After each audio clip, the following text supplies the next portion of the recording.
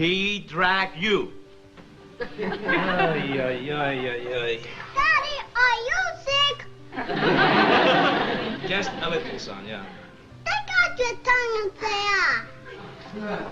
First comes the grape stomping, then the chocolate conveyor belt, and before you know it, you're watching a pregnant woman who's technically not allowed to be pregnant on TV. That's right, I Love Lucy wasn't just funny, it was weird, bold, and way ahead of its time. Between Desi's accent confounding network execs and Lucy's contracts controlling her co-star's wardrobe, the backstage stories are almost stranger than the sitcom itself. Today we're counting down 12 of the most bizarre, head-scratching facts about I Love Lucy. And trust me, some of these are more shocking than Ricky finding out about another one of Lucy's schemes. Number 12.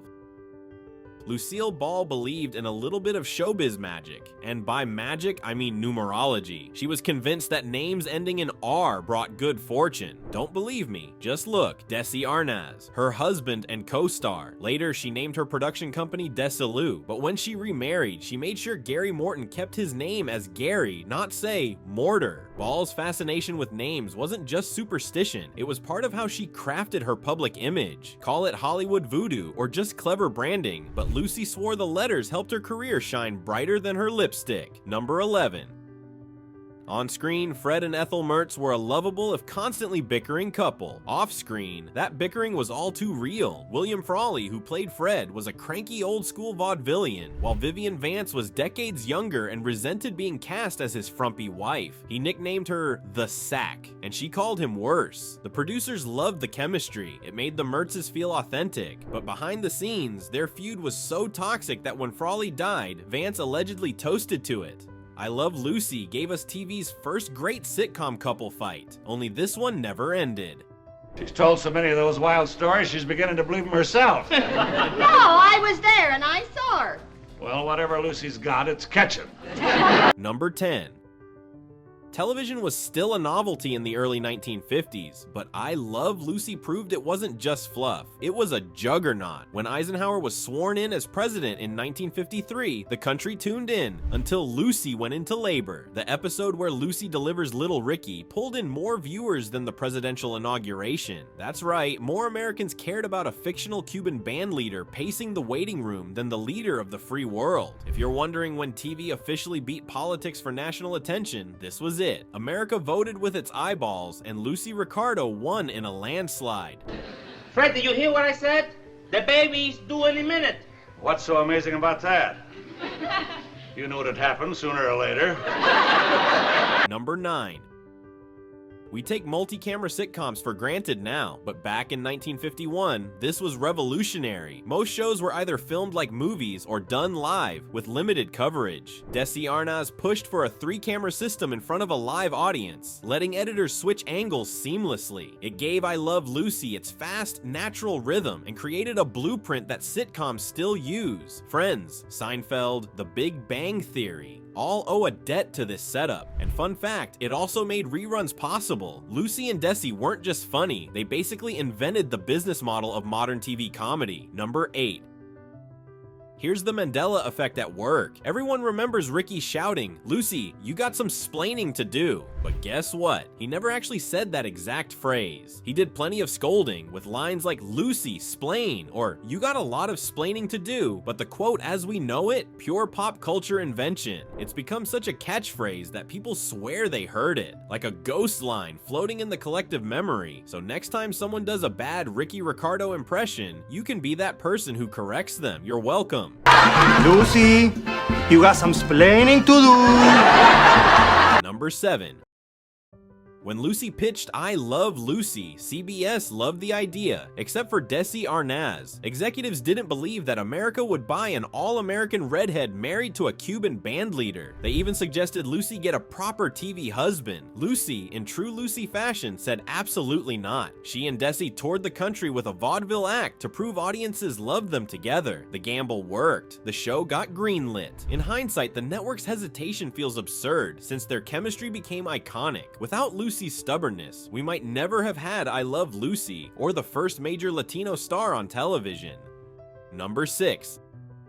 Imagine signing a contract that says you're not allowed to look too good. That was Vivian Vance's deal. Her contract required her to never appear more attractive than Lucy on screen. Costume designers deliberately frumped her up with unflattering dresses and dowdy hair. It was less about cruelty and more about TV optics. Lucy needed to be the glamorous one, while Ethel was the relatable every woman. Still, it's hard not to feel for Vance. She played second fiddle by design, even when her comedic chops were just as sharp as Lucy's. Hollywood, where even your wardrobe comes with fine print. Okay, we're officially halfway through our trip down the Lucy rabbit hole. And honestly, some of these behind the scenes details are even wilder than Lucy stuffing chocolates into her hat. So now I've gotta ask, which fact so far blew your mind the most? Was it the Eisenhower thing, or Vivian Vance being contractually obligated to look frumpy? Drop your pick in the comments, because I know some of you are gonna have strong feelings about Fred and Ethel's real-life feud. And hey, if you're enjoying this walk down sitcom history, give that like button a little slapstick slap. Number 5. Before streaming intros and skip intro buttons, sponsors owned the first minute of your show. For I Love Lucy, that meant Philip Morris cigarettes. Episodes sometimes opened with animated versions of Lucy and Ricky puffing away while cheerfully singing the brand name. Even stranger, the cast filmed live commercials in character, Lucy Ricardo urging you to smoke up. It was the 1950s after all, when tobacco was basically a vitamin. Today, it's jarring to see the wholesome Ricardos selling smokes, but back then, it was just part of TV. Imagine if Ross and Rachel kicked off Friends with a Marlboro ad. Number 4. When Lucy gave birth to little Ricky on TV, the show didn't waste time with diapers and baby bottles. Instead, the character jumped forward in age almost instantly, going from newborn to toddler in what felt like 2 episodes. Why? Because babies aren't exactly great scene partners. The producers wanted a kid who could deliver lines, play the drums, and add to the comedy. The result? Little Ricky aging at soap opera speed. Audiences rolled with it, but it remains one of the funniest examples of TV time bending. Somewhere Bart Simpson is still 9 and nodding in agreement. Number 3. Lucy, why don't you answer me? That's nice, dear. That famous studio audience laughter wasn't entirely anonymous. Lucy's own mother, Dee Dee Ball, regularly attended tapings, and her laugh was so distinctive that fans can still pick it out. Imagine breaking character while your mom cackles at your jokes in front of millions of viewers. Lucy reportedly loved having her there. It was like bringing home into the studio. The laugh track became part of TV history, but knowing Lucy's mom is forever immortalized in it, that's the ultimate family cameo. Forget nepotism casting. Lucy just snuck her mom into sitcom history one laugh at a time. Number 2.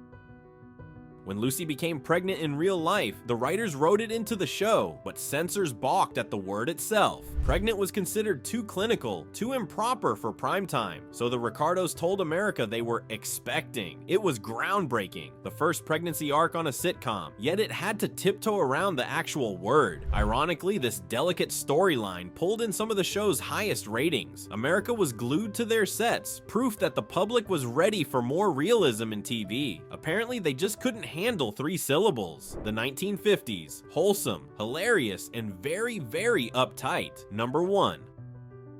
One of the show's most surreal moments came in the episode Pioneer Women, when Lucy and Ethel attempt to bake their own bread. What comes out of the oven? A monstrous 25-foot-long loaf that shoves them across the kitchen. It looks like pure slapstick magic, but the bread was absolutely real. A local bakery crafted it, and stagehands maneuvered it onto the set. The sheer absurdity of the scene, 2 housewives being bulldozed by carbs, became one of the show's most iconic gags. And it's the perfect metaphor for I Love Lucy, a seemingly ordinary situation that escalates into utter chaos. It also shows the lengths the crew went to make the comedy feel physical and authentic. Forget CGI, Lucy had gluten-powered special effects. Looking back, what makes I Love Lucy so fascinating isn't just the slapstick or the catchphrases, it's the strange details hiding behind the laughter. Cigarette commercials with cartoon Ricardos, a baby who grew up faster than a Marvel timeline, and Vivian Vance contractually frumped up for comedy. These quirks tell us just how different television television was in the 1950s. Yet through all the weirdness, the show managed to break barriers. It normalized an interracial marriage on screen, proved sitcoms could be filmed in front of a live audience, and gave us the first sitcom pregnancy storyline. In a way, I Love Lucy wasn't just ahead of its time. It created the blueprint for TV as we know it, and maybe that's why the series still feels alive today, even with its quirks, flaws, and 25-foot loaves of bread. So there you have it. I Love Lucy, 1951 to 1957. 12 weird facts you never knew. Which of these surprised you the most? The frumpy Ethel contract, the never said catchphrase, or America ditching Ike's inauguration for Lucy's labor? Drop your favorite in the comments. I'll be reading them while trying not to laugh like Lucy's mom in the audience.